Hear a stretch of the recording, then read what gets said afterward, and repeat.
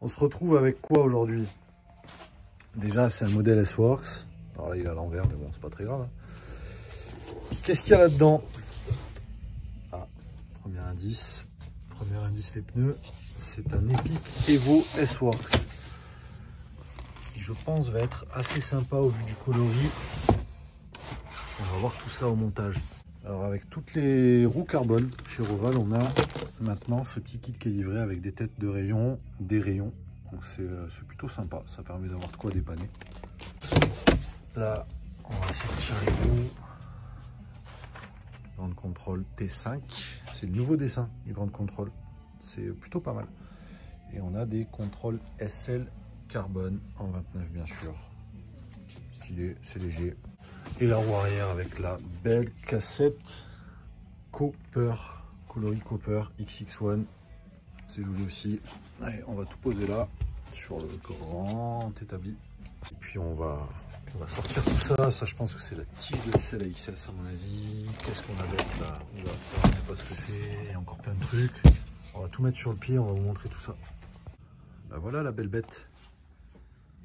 C'est joli.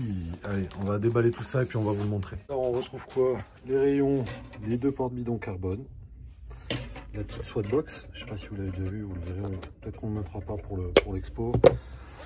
La selle Power S-Works, bien évidemment.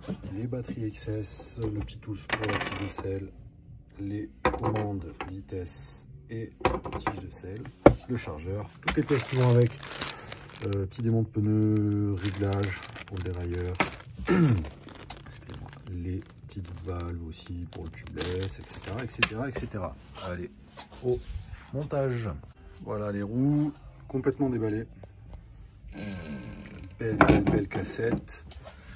Les body SRAM, la contrôle SL. C'est assez large pour une roue de cross-country, mais c'est super light. Et donc là, le cadre, donc on retrouve XX1 AXS, on a du G2 RSC si je ne m'abuse, G2 Ultimate pardon, la petite 34 Fit Kashima qui va bien, la Morto aussi, et on va donc mettre le cintre, mettre les roues, faire tous les réglages, une petite potence race face et cintre race face d'origine aussi, avec le SWAT Tools, ça c'est cool. Allez on attaque, le cintre est monté. On va passer à l'étrier avant. Ensuite, on passe aux petites manettes AXS. On va monter la selle, les roues et faire tous les réglages. Voilà, les manettes AXS montées. Un jeu d'enfant, hein, bien sûr. Pas de câble, pas de fil, pas de durite. C'est cool. On passe aux batteries. Un jeu d'enfant aussi, hein, à une main. Hop. Et on met la batterie dans le dérailleur. Pareil pour la tige de selle, on enlève le petit capot de protection. Celle-là juste elle va dans l'autre sens. Et voilà, elle est clippée. On peut maintenant faire la procédure pour appairer l'ensemble du coup des éléments. Voilà, c'est appairé du coup. Ah oui, il faut le réveiller. Hop. Et voilà. Pareil pour là, on va installer la tige de selle, un jeu d'enfant aussi sur la Reverb AXS, puisqu'on a ici les pinces qui viennent serrer les rails et on a devant le réglage d'inclinaison. Donc ça c'est cool, parce que quand on démonte sa selle, on ne touche pas le réglage d'inclinaison, c'est plutôt pratique. Elle est installée, on passe à la suite. Qu'est-ce qu'on va faire?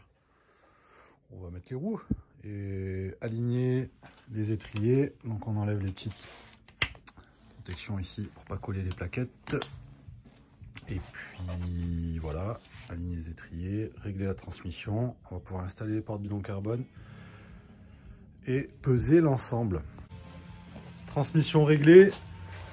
Alors, par contre, je sais pas si vous entendez, petit bruit de disque qui touche. C'est tout neuf, hein, des fois ça arrive, faut aligner. Je pense pas que le disque soit vraiment voilé, mais il y a quand même des ajustements à faire. Le voilà presque fini. Encore quelques petits ajustements. Les porte-bidons sont montés. On va le mettre au sol pour pouvoir faire le jeu de direction, régler un petit peu l'angle du cintre, etc. Et puis on va passer à la pesée. Après on va le mettre dans le showroom avec la belle lumière. On va refaire un petit tour du vélo. Et sur la balance, à votre avis, 10 kg 86 avec les portes bidons et surtout en chambre à air. Donc il y a quand même moyen de gagner pas mal de poids. Je pense sur du 29 comme ça, environ 400 grammes. Donc on a 10 kg 5 avec quand même un vélo qui a une belle géo agressive par rapport à un cross-country classique, mais qui garde son dynamisme. Ça a quand même tout son sens, je pense, dans notre région.